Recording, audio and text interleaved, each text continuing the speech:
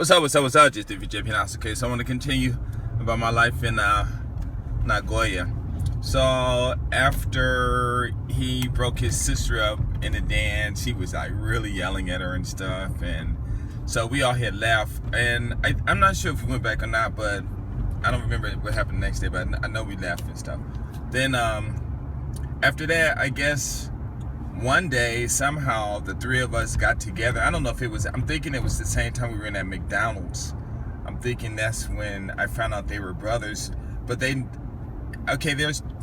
one story is I don't know how they became. I don't remember exactly when I found out they were brothers. I don't remember. I think it was, we just happened to be maybe in Santa Barbara's, or maybe it could have been at the McDonald's if his brother was with us, because there was one other person there with us, but I'm not sure who it was. I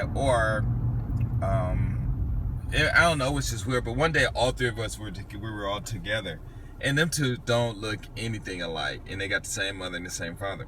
So I'm thinking like, okay, so we're talking this stuff, and sometimes I do slip up and make jokes and stuff, but a lot of people don't like my jokes, because when I make a joke, everyone just gets serious, and like, I guess they just take me too serious and think when I make a joke that I'm really saying the real thing, and I'm like, no, it's a joke, so that's why I usually don't joke anymore. But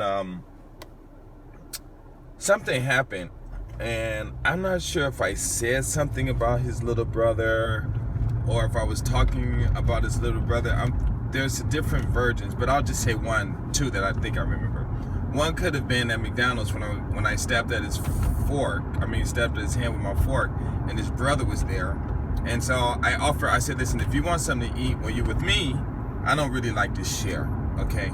Because when I buy something, I want to eat it, and I already set my body and my feelings and everything to eat that, But if you want something, then just ask me and I'll just buy you some new fries. Don't burn it. I don't care. Because, I had a lot of money back then. And plus, it's not even that I had a lot of money. It's just I'm always sharing the things I have anyway. And I don't mind buying people things. It doesn't matter. And stuff. And I always been like that. So I think at first he was like, no. And I gave him some money. I said, here, just go buy some fries and just eat them. You stick your hands in them, whatever you want. That's yours. It's up to you. And then I think maybe his brother got angry, or he said something about it, but it wasn't angry like, I shouldn't say the word angry. Maybe he got concerned. Maybe he said something to me about it. And then that's when I found out they were brothers. And I was like, oh, okay. But the whole thing, however we met, whatever went down, and it didn't injure any of our friendship that we had, even though I knew them individually and hung out with them individually.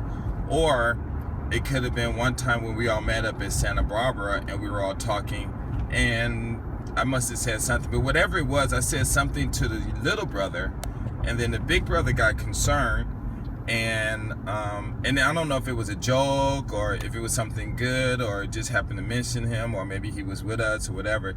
And then when they told me that they were brothers, all I was just like, when I was like, really? I was like, oh my God. I said, wow, I would have never known. I said, good thing I'm not a jerk, and was talking bad about him, or both of y'all not around. I said, oh, that would have been really bad, and they started laughing and stuff. But then after that, it was like, I don't know, I don't think all the three of us hung out so much. But anyway, my wife called me and she said to come back. So I ended up moving back with my wife and stuff, and I had left. And then she was like, well, where did you stay? And I told her. She asked how we met, and I told her. She didn't believe it, but she was like, well, somebody you don't know just let you come and stay like that? I was like, yeah, but stuff like that has always happened to me in my life anyway, so people I don't know just come out of the blue and just do things for me. But it happens to a lot of people. Wait, hold on, I can't relent something.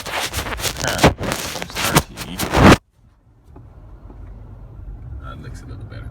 Okay, so anyway, so we all started hanging out, and my wife, I told her, and she said, well, did you pay any rent? And I was like, no, he said he didn't need any. And she got mad. She was like, go give him some rent. She gave me some money. I don't know how much, $300, $400, $500, I don't remember. So I went over to his house and gave him the money. He said, no, he didn't need it. And I said, no, you take it. I said, really? Because if it wasn't for you, I'd probably be in LA right now, you know, and I wouldn't have been here, you know, so just take it. He was like, no, no, no. But I guess he didn't know that, you know, I was making money from working. And, well, because actually when I went to his house, I had quit my job. But when I was staying in his house, for some reason, it was a coincidence. They asked me to come back as a manager or weight manager or something like that, but they asked me to come back, so I was like, okay. So I went back and stuff, and I got a nice raise too. But anyway, what happened? But I guess he didn't know that I was I was helping my wife with her business and stuff like that. So I was like, okay, cool. And so I gave it to him. I said, no, don't worry, I got money. He was like, huh? And I'm not sure, but I think I opened up my wallet and showed him, you know, how much money I had or something, or flashed it or something, I don't know. But I said it's okay. And then the next thing you know, I end up he ended up doing this thing, I did my thing, and we just started really hanging out. I mean, that was when we really started hanging out a lot. And so I was like, what you doing on the weekend? And he was like, nothing. I said, come on, let's go. And he's like, where? I said, Osaka. He said, huh? So we went to Osaka, and every time I went to Osaka, I went to Sunsplash, and I had met this sister there. I forgot where she was from, maybe the East Coast. But she was so beautiful. God, she was so beautiful. I'm telling you, young guys, y'all missing the old days when black men and black women got along. It wasn't anything going on was now, you know, this crazy stuff, you know. But she was so fine. And I think she worked, I don't know where she worked at. She was saying some bar or something.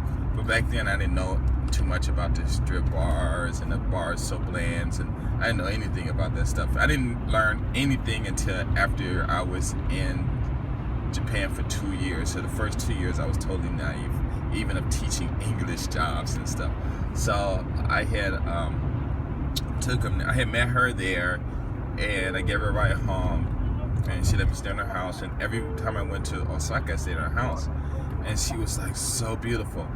And I don't think if she did have a boyfriend, it was some African guy who somebody said he managed or owned Sunsplash or something like that, or something like that, and he was modeling her or whatever. I don't know if they were having sex or not, but she said it was her boyfriend, so I guess they were, or something like that. I'm not exactly sure, or he was a manager or something like that.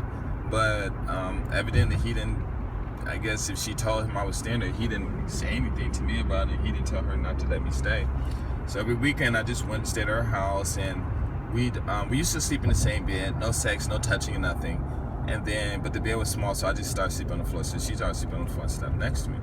So when he came over, this guy is kind of tall, and I don't know if he's taller than me or shorter than me, but if he could be taller than me or just a little shy shorter than I am. But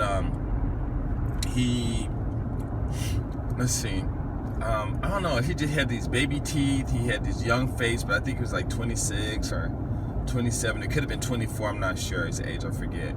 But he was just so energetic, so outgoing, really nice. I mean, he just got along with anyone, you know, but when you piss him off, he was like, he's snapping, that's it, you know.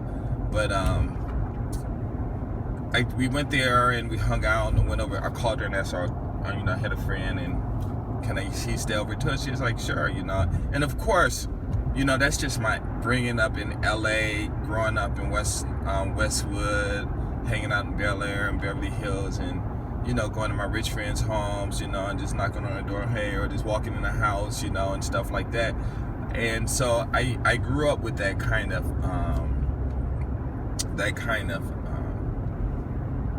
attitude or expectability or whatever, you know, whatever it's called. And so I just called her and said, hey, my friend coming up, can he stay tuned? She was like, all right. And I didn't even think nothing about her privacy or anything like that. And to me, it was like she was, I ain't gonna lie, she was fine. And I'm sure I probably thought about having sex with her, but it was just a thought, maybe one time or two times, and that was it. But, you know, like I said, in the first 2 years, the only person I was just thinking about when it came to sex was just my wife. And she was like, okay, you know, so we went over there, and he walked in, and he saw her, and his eyes just boom opened up, and she saw him, and it was like them two fell in love. And I was like, oh man, I didn't think about that, you know. So then I was kind of like, what should I do? Because I know that he wanted her, and I knew she would have gave it up. You know, she wanted him too. I shouldn't say gave it up. I knew she liked him, and I knew he would have gave it up because that's it like that. And so I was thinking like, oh man, because I didn't want to be in this situation, and it almost sounded like I was kind of like hating in a way, you know. And so I was thinking like, oh, what's gonna do? So, but the bed was too small for both of them. And we decided where we were going to sleep. So we were like going back and forth. And then I was like, oh, I don't really want him having sex with her while I'm here, you know, and all of this stuff. And you can feel that both of them were heat and stuff, you know. So I was thinking like, okay, well, where you want to sleep? And he was like, well, where do you sleep? I said, well, we usually sleep on the floor and this and that. And so, okay, whatever. So anyway, what I'm thinking what happened was me and her we just end up sleeping the way we always did, you know, and I really don't remember.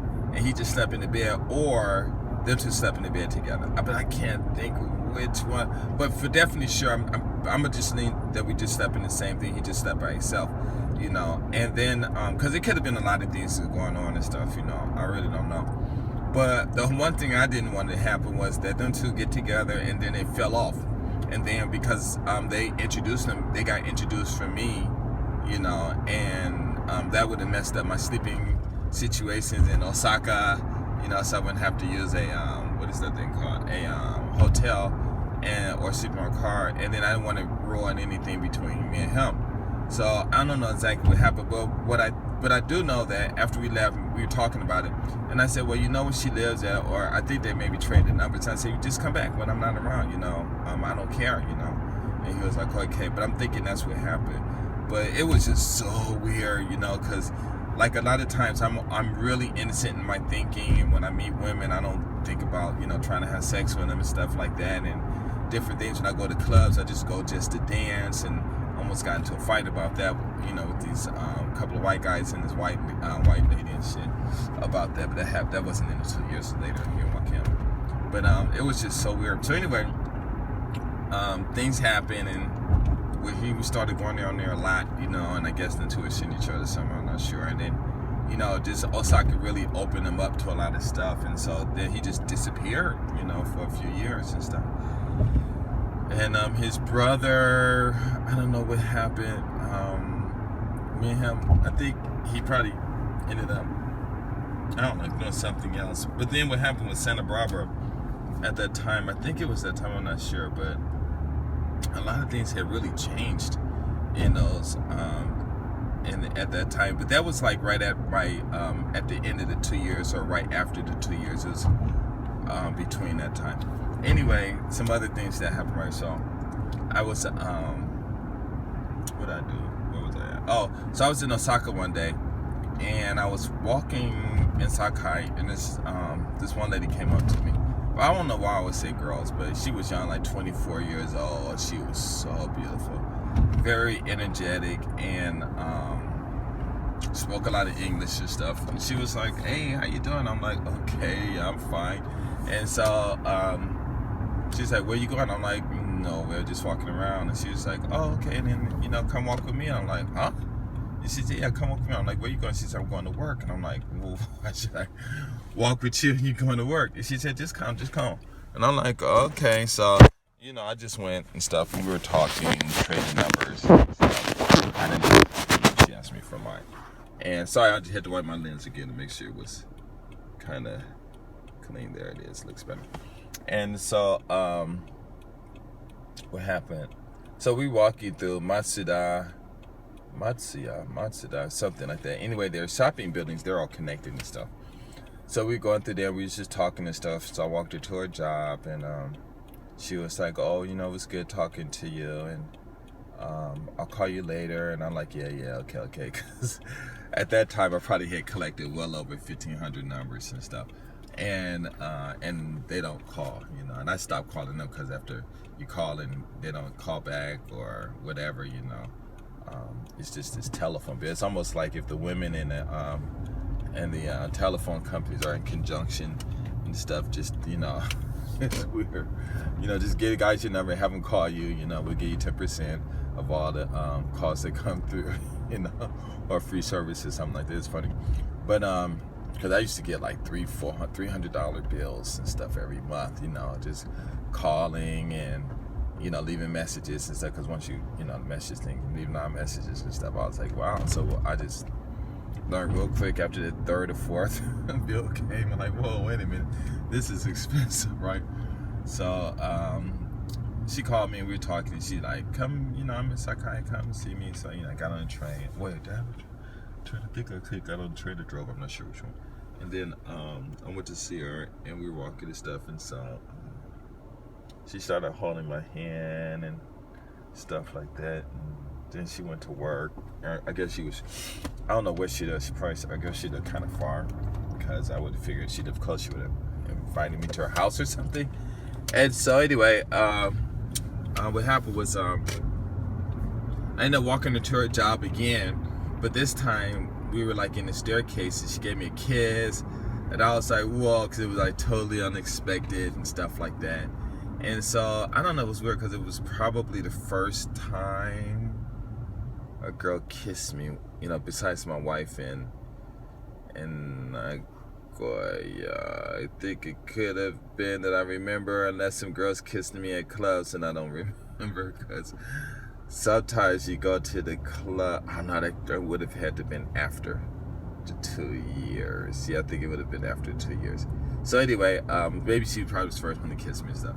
And I was like, okay, you know, but it kind of like opened up my eyes, because I actually, when I came to Japan, I didn't know anything about, I think I said in the videos about, you know, Japanese women and the sex, and, you know, they looking all kawaii and stuff like that. I didn't know anything about them, about that. In LA and Hawaii, you see Japanese women, you know, I saw them and they just people to me, you know, wasn't no sex appeal or nothing, you know. And so but my wife, she was cute, but she looked like a black woman, but she was cute though.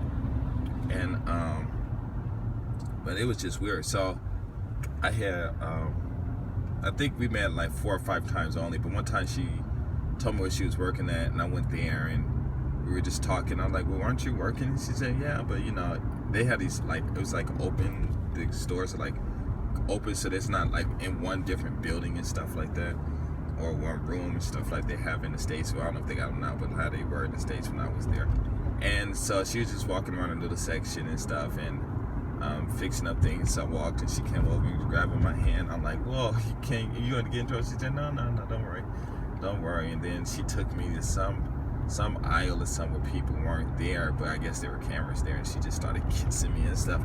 And I was like, whoa, because I felt really uncomfortable, because I was just thinking about her job. But now, you know, in Japan, you know, if they get fired or quit a job, they can get another job. So it was just really weird back then.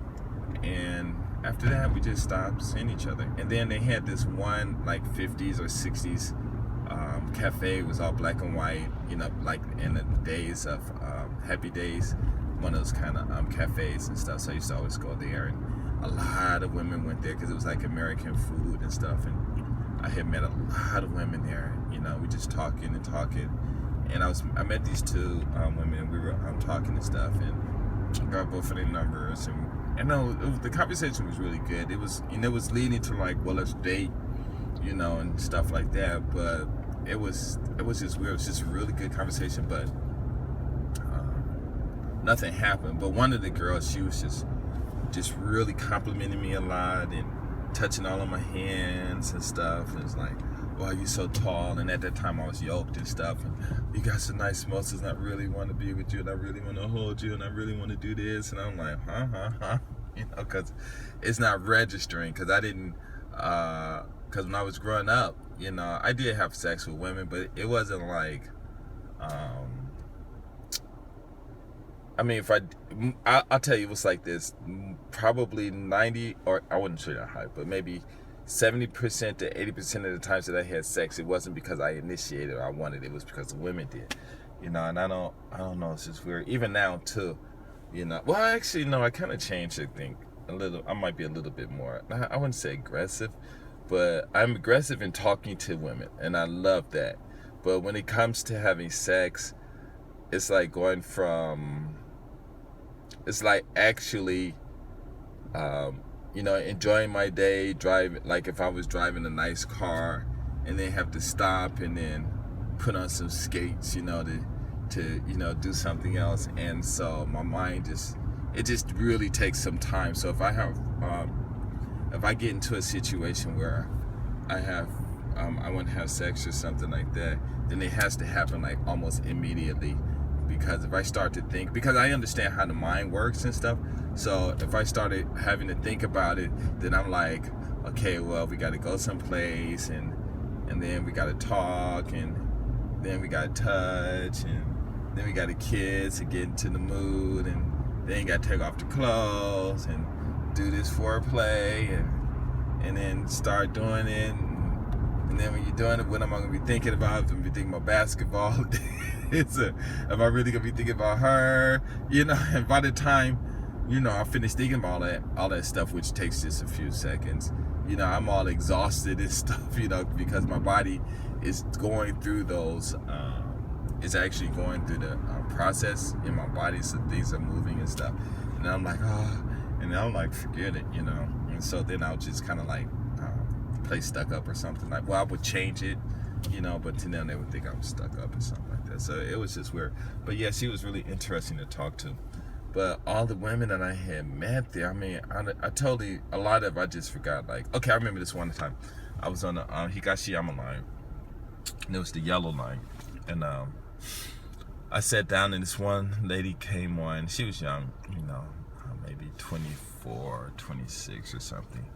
And she was kind of tall, big bone, not fat or anything, but you knew she had a strong structure, thick structure, nice body, nice mammary glands, and they were big.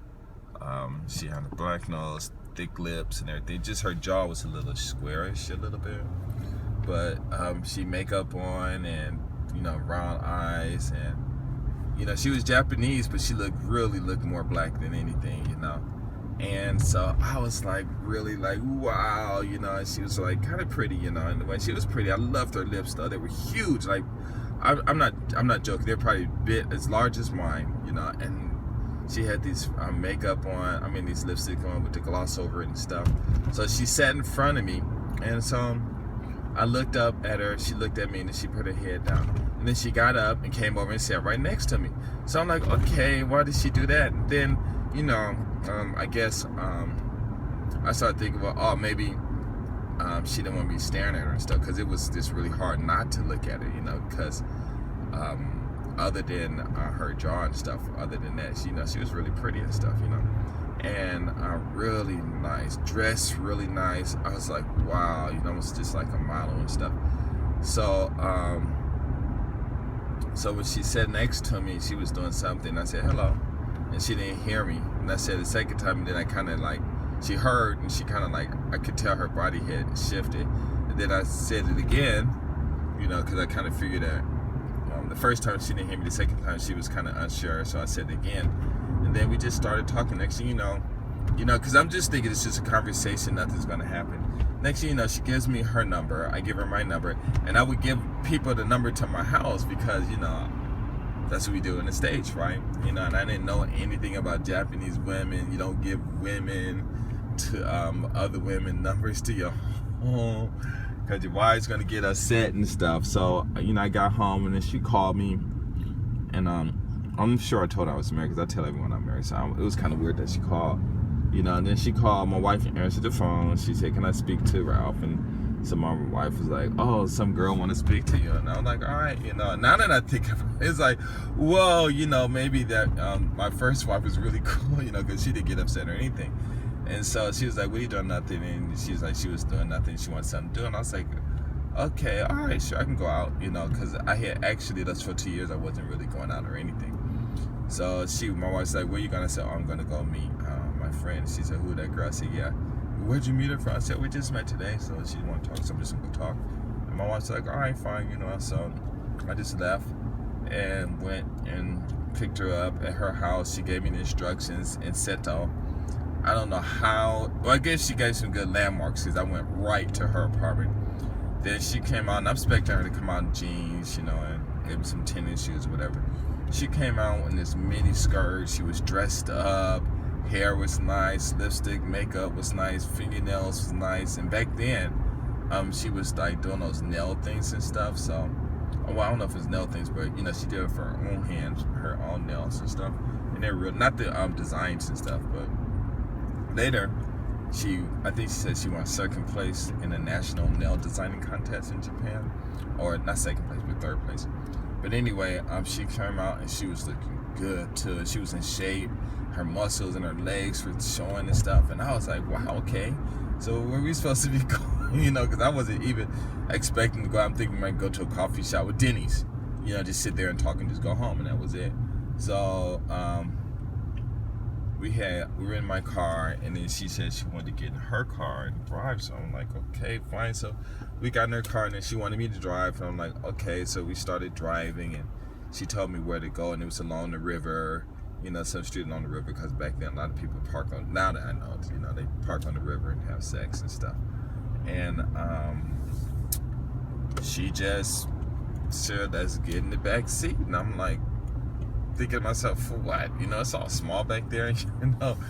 And she was like, no, this is getting back seat. So I guess this is going to be, yeah, I guess it was like this is after the 2 years and stuff. And I guess at the time, maybe, I wonder if she was the first person I was with. I'm thinking it was this other one, maybe, or she was probably the second one. But anyway, we got in the back seat and just talking and stuff. Next thing you know, her hands start to move in and start doing this, and I got to continue in another video.